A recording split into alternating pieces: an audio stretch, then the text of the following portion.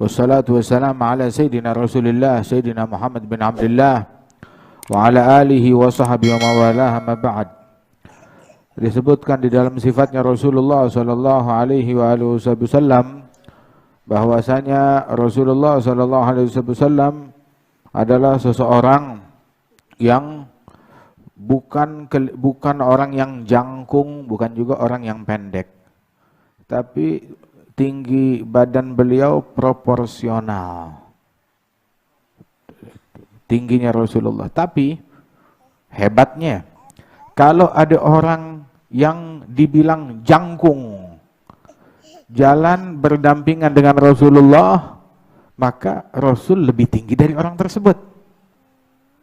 Begitu udah berpisah, itu orang dibilang jangkung, tapi Nabi nggak dibilang jangkung. Nabi tubuhnya pas, proporsional, nggak disebut jangkung. Masya Allah. Bahkan Rasul Sallallahu Alaihi Wasallam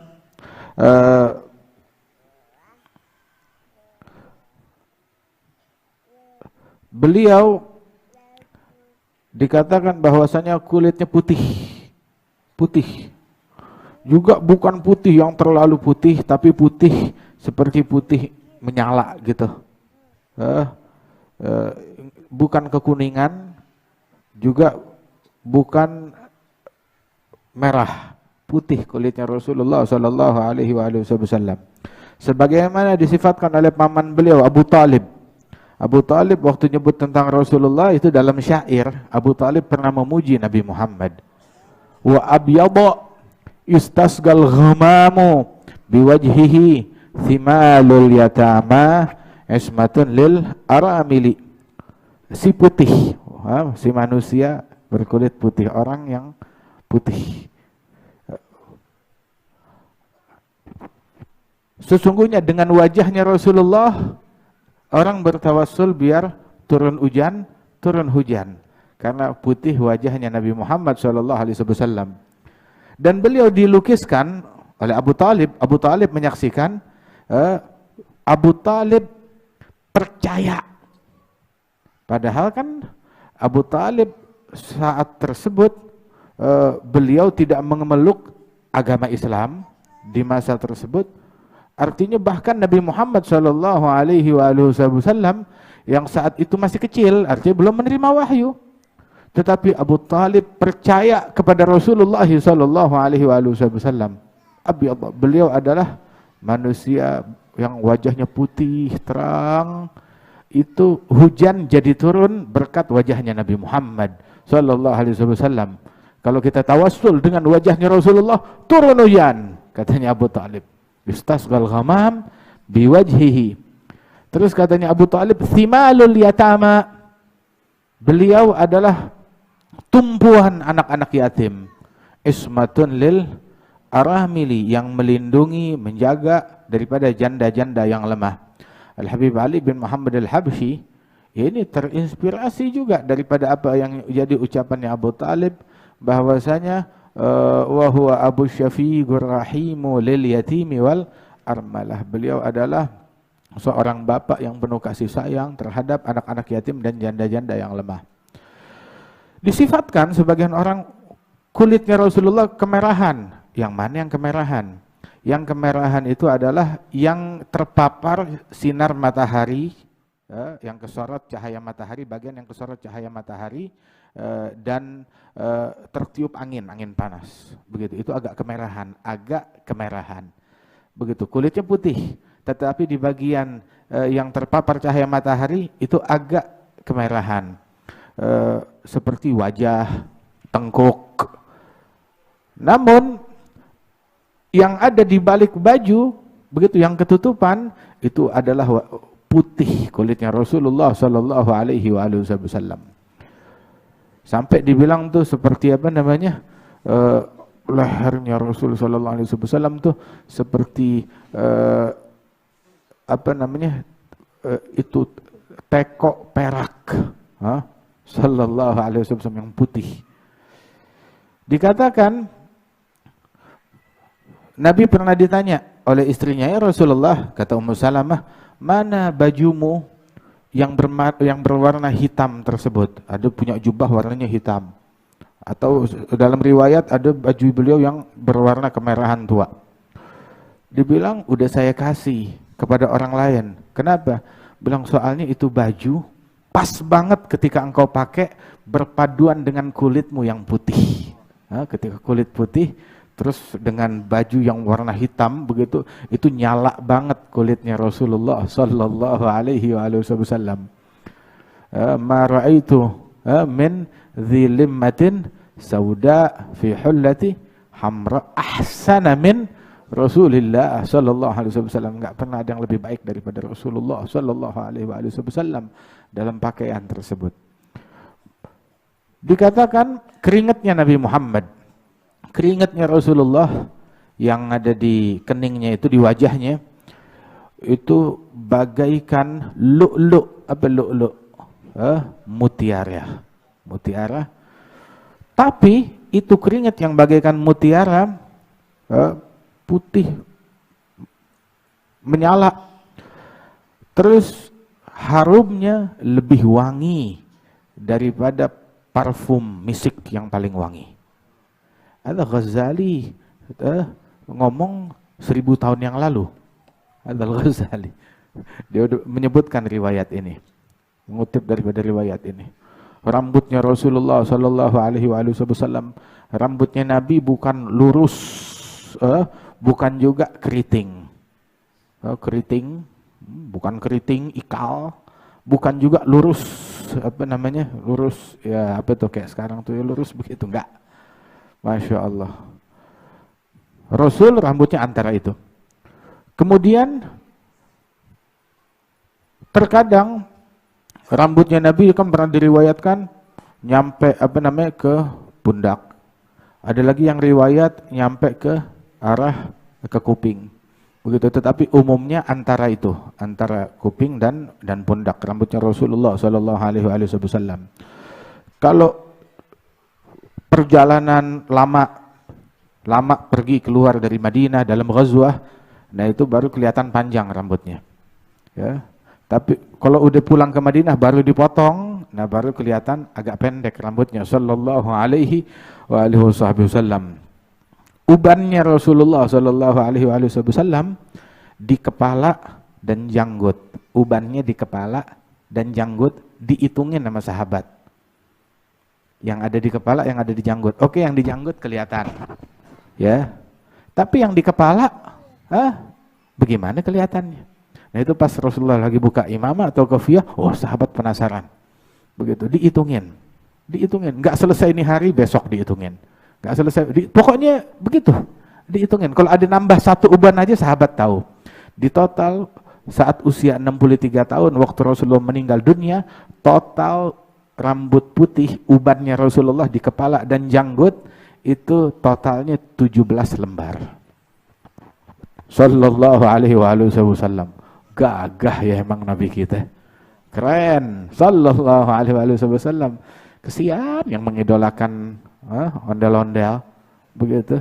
Mengidolakan yang enggak jelas. Idolakan Nabi Muhammad.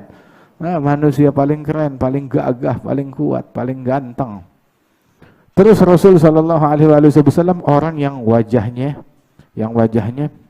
paling ganteng, paling tampan, paling cakep, paling bercahaya wajahnya Rasulullah. Setiap orang yang mensifatkan wajahnya Nabi Muhammad, mereka selalu memiripkan wajah Nabi Muhammad, diumpamakan seperti bulan di malam purnama. Setiap orang yang mensifatkan wajah Rasulullah, semuanya itu rata-rata bilang wajahnya Nabi kayak bulan purnama. Rata-rata begitu sallallahu alaihi wasallam.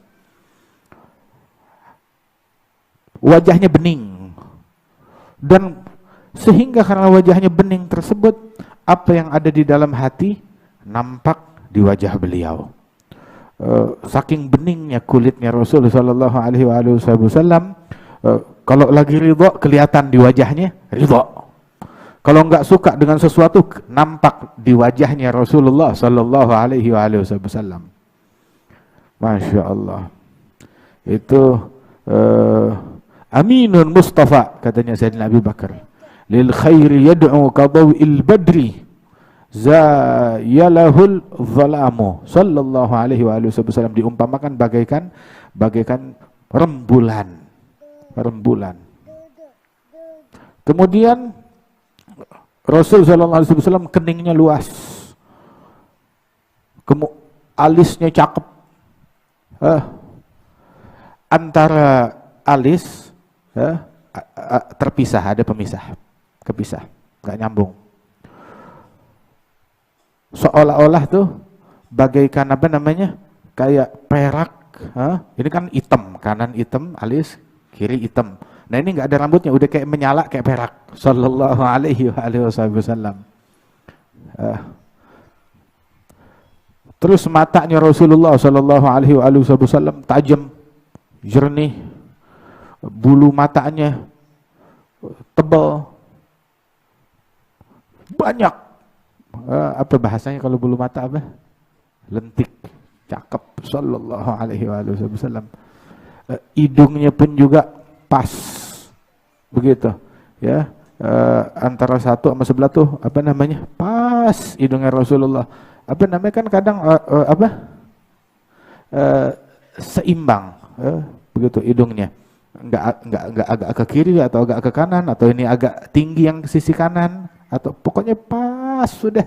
Qad khalaqahullah ala ajmali surah fiha jami'ul mahasini mahsurah wa 'alaiha maghsurah. Allah taala diciptakan Nabi Muhammad dalam wujud yang paling indah. Segala keindahan terpadukan pada diri Rasulullah, dan enggak ada keindahan yang luput dari pribadinya Nabi Muhammad sallallahu alaihi wasallam. Indah, mana indah pada diri Nabi Muhammad, cari di situ. Enggak ada yang absen, keindahan itu tidak absen dari dirinya Rasulullah dalam segala aspek, dalam segala hal. Giginya Rasul sallallahu alaihi wasallam, masya Allah, terang. Ada belahan giginya. Bibirnya katanya Ghazali, min ahsani ibadillah syafatain wa altafhim khatmu fam. Beliau adalah sebaik-baiknya hamba Allah yang paling bagus bibirnya. Terus kan orang ada bibirnya tuh ada kerang nyata. Nah ini Rasul sallallahu alaihi wasallam tuh batasan bibirnya itu, kekerangannya itu lembut. Sallallahu alaihi wasallam. Kemudian wajahnya Nabi Muhammad bukan lonjong, bukan juga bulat. Enggak, bukan lonjong, bukan juga bulat. Antara itu wajahnya. Janggutnya Rasul sallallahu alaihi wasallam tebal, begitu. Dan Rasulullah mengatur janggutnya, ya, dibiarkan panjang janggutnya tersebut, tapi cakep, rapi, terawat, bagus. Adapun kumisnya dicukur, dipendekin, dicukur oleh Rasulullah sallallahu alaihi wasallam. Lehernya cakep banget katanya. Ahsan ibadillah unugan. Hamba Allah yang lehernya paling paling cakep itu Nabi Muhammad. Lehernya nggak dibilang panjang, kan ada orang yang lehernya panjang, ada juga orang yang lehernya pendek. Rasulullah nggak dibilang lehernya panjang, apa sih bahasanya? Kalau kita, apa? Montok ya, si Murad bilang montok.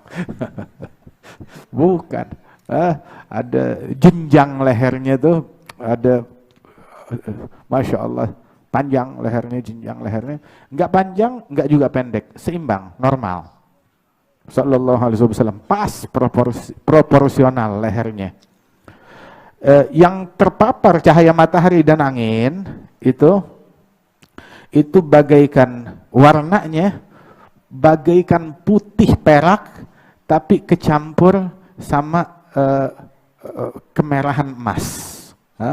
Sallallahu alaihi wasallam, ente bayangin aja, itu dilukiskan lehernya Nabi itu kayak begitu. Menyala lehernya seperti putih emas bercampur dengan merahnya, putihnya perak bercampur dengan merahnya emas. Sallallahu alaihi wasallam. Kemudian juga dadanya bidang.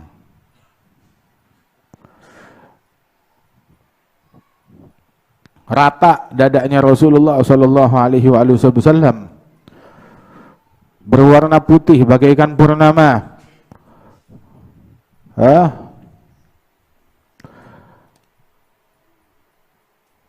Antara di bagian dadanya itu ada rambut halus yang menyambung hingga ke pusatnya Rasulullah sallallahu alaihi wasallam. Enggak ada rambut selain itu di bagian dada atau perutnya Rasulullah sallallahu alaihi wasallam. Kemudian juga pundaknya lebar. Ada rambut dan bulu di situ. Nah, kemudian di antara kedua pundaknya itu ada khatamun nubuwah sallallahu alaihi wasallam. Alhasil Rasul sallallahu alaihi wasallam kalau dia jalannya pun juga ka'annama yanhattu min sabab. Fa yafutuhu sari'al mashi min ghairi khabab. Dan beliau memiliki nama 10 nama di antara yang disebutkan di sini. Ana Muhammad wa Ahmad al-Mahi, yang mana Allah menghapus kekafiran dengan Nabi Muhammad. Al-Aqib, sebab setelah Nabi Muhammad enggak ada nabi lagi. Al-Hashir, manusia semuanya dikumpulkan di bawah telapak kaki Rasulullah. Rasulur Rahmah, Rasul yang penuh rahmat dan kasih sayang. Rasulul Taubah, Rasulul Malahim di dalam peperangan dan pertempuran. Al-Mughaffi, Ghafaitun nas jami'an wa gutham, Al-Kamil Al-Jami' sallallahu alaihi wasallam. Mudah-mudahan Allah Ta'ala perjumpakan kita dengan Rasulullah, dengan Nabi Muhammad sallallahu alaihi wasallam. Kemudian di hari yang semacam ini juga, ya, dahulu 23 tahun yang lalu lebih kurang wafat Al-Habib Muhammad bin Abdullah Al-Haddar rahimahullah rahmatal abrar, salah seorang guru daripada guru kami, syekhu masyaikhina. Beliau adalah seorang ulama besar, murabbi, yang dari kecil belajar habis umurnya buat ilmu, buat dakwah, istiqamah, ngamalin ilmu. Enggak ada yang keluar dari mulutnya melainkan yang indah, yang bagus, enggak berbuat kecuali yang indah, yang bagus.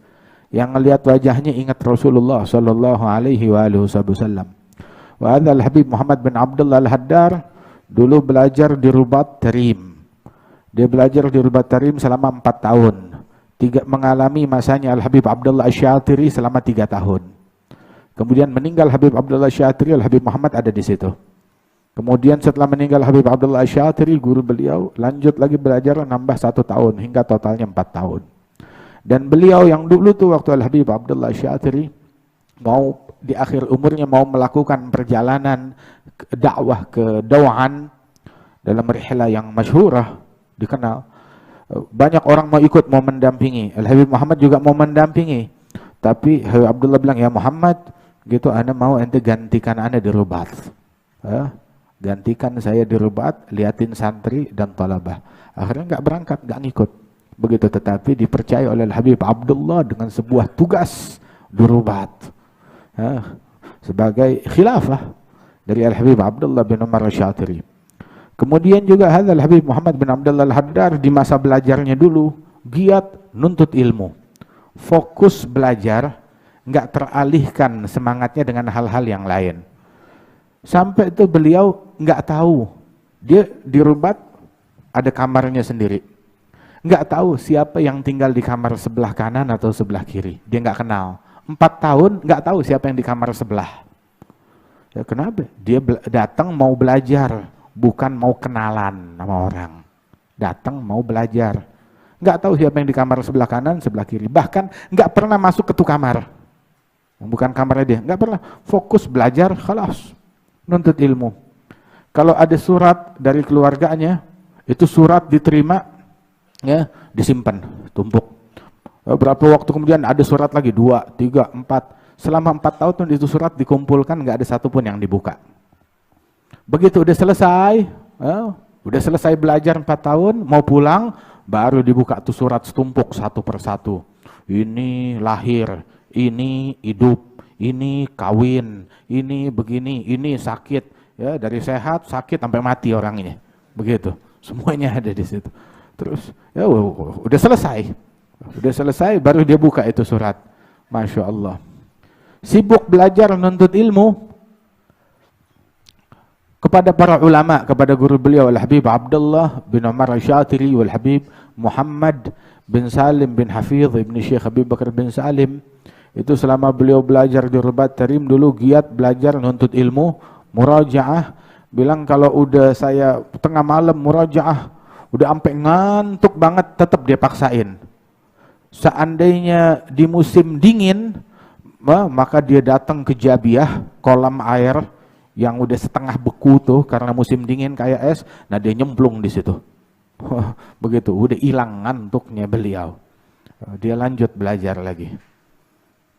Kalau udah musim panas, itu kadang dia naik ke atas pagar karena ngantuk. Ayo, kalau lu kalau ente ketiduran, ente jatuh deh ke bawah. Ayo, berani gak? Jadi nggak bisa ngantuk.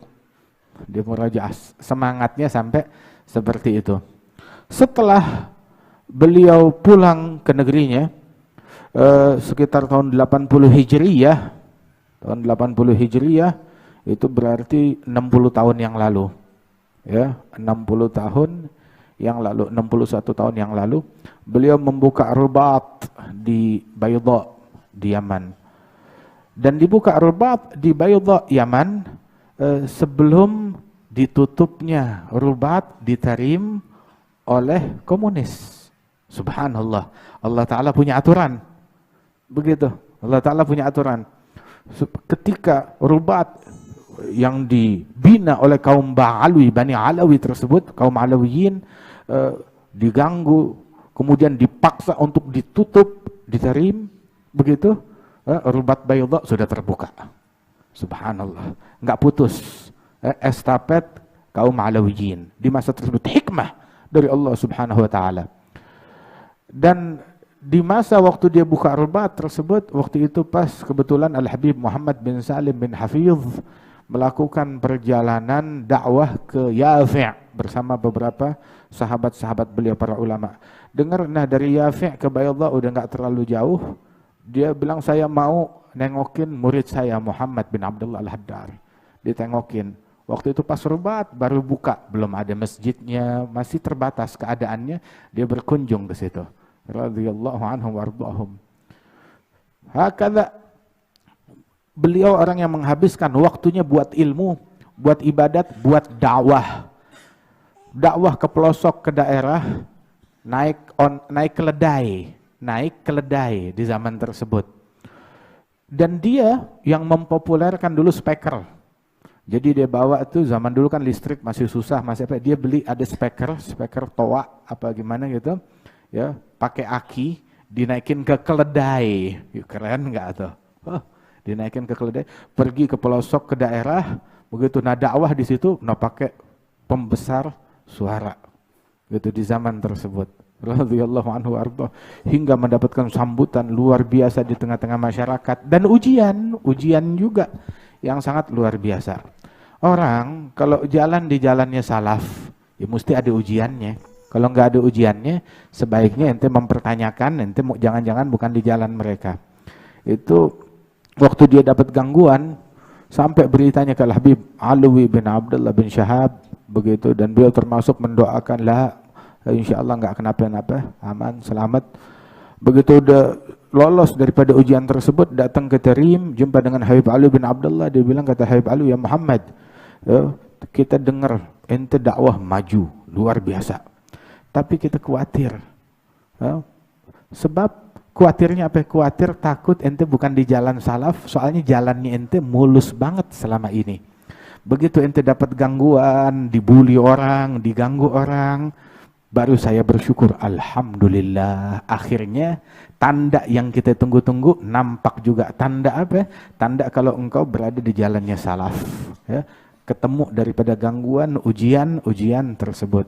Masya Allah, itu pandangan mereka terhadap cobaan dan ujian. Ente kalau hidup mulus-mulus aja, nggak ada gangguan, nggak ada ujian, jangan-jangan ente hamba yang sial.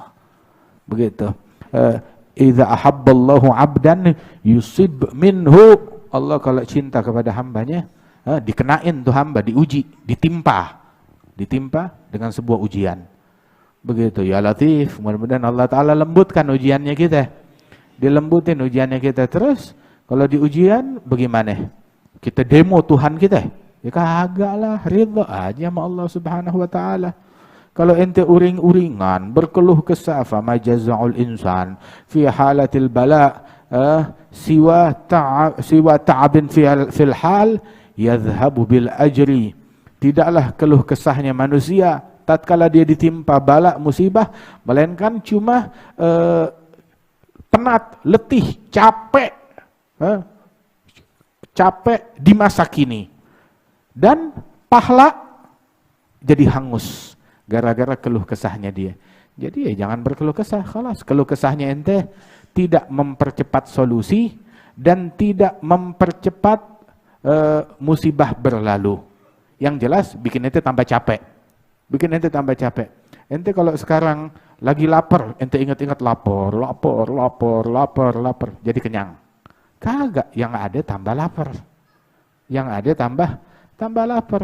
Tapi sibukkan dirilah dengan sesuatu yang lain. Begitu. Lupa sesaat daripada kepenatan dan keletihan tersebut. Mudah-mudahan Allah Ta'ala berikan taufik kepada kita sekalian. Itulah Habib Muhammad, dia punya karamatnya, beliau nggak pernah luput sholat jamaah. Bahkan takbiratul ihram bersama imam nggak pernah luput. Sekali itu dia datang ke masjid karena tamu. Dia datang ke masjid, didapati itu orang-orang udah takbiratul ihram, udah kelar rakaat pertama, dia telat, datangnya di rakaat kedua.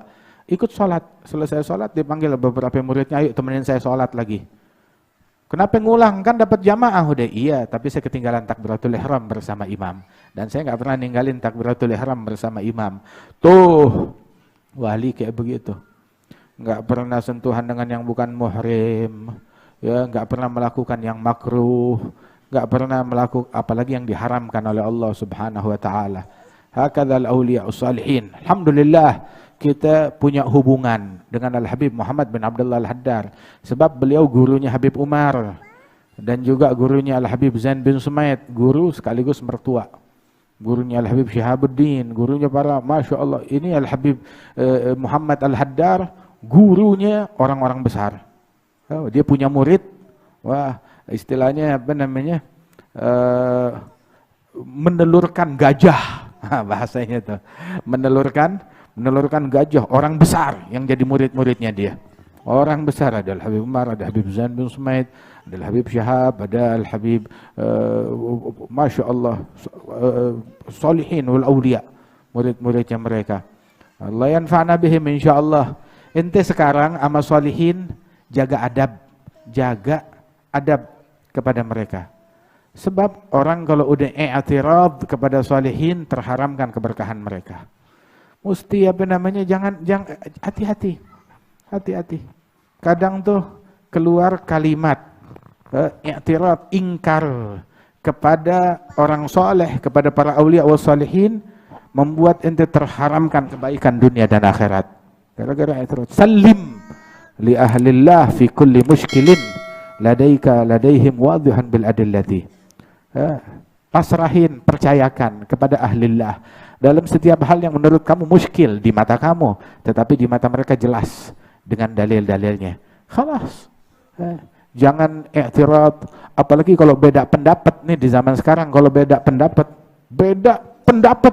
begitu, silahkan, boleh, nggak jadi masalah beda pendapat. Tetapi jangan dijadikan beda pendapat alasan untuk saling membenci, alasan untuk berbohong, alasan untuk memfitnah, dijadikan alasan untuk menodai kehormatan orang yang beda pendapat sama kita. Itu namanya primitif, manusia purba, kampungan. Begitu. Orang Islam nggak begitu. Mau beda pendapat boleh-boleh aja, ya. Tapi jangan dijadikan itu alasan untuk saling bermusuhan, berkelahi, berantem, ribut. Jangan kampungan gitu banget, ya. Ente apa? Kopi, aneh, teh, berarti kita musuh. musuh bebuyutan. Ya, boleh-boleh aja. Silahkan orang mau beda pendapat. Hakada. Jangan dibikin kalau beda pendapat yang beda sama kita, khalas. Idza khasama fajaro. Kalau udah mukhasamah, musuhan sama seseorang, sengketa sama orang, sengketa dengan orang lain, mukhasamah sama orang, fajaro, dia enggak ragu-ragu untuk melakukan perbuatan yang haram, cacian, makian, fitnah, kebohongan, mencuri haknya, ngambil haknya dan lain sebagainya. Itu tandanya orang munafik. Tapi sekarang malah bukan mukhasamah, baru ikhtilafil ara. Bukan mukhasamah, bukan sengketa, bukan persengketaan, bukan kasus sengketa. Lah, baru cuma beda pendapat doang, udah fajarah. Ada dahsyat namanya. Mesti ngaji lagi, mesti disekolahin lagi. Otaknya disekolahin, hatinya disekolahin, mulutnya disekolahin, matanya disekolahin. Apalagi di zaman yang kayak begini. Khalas, rahimallahu mra'an arafa qadra nafsih. Allah merahmati orang yang tahu diri.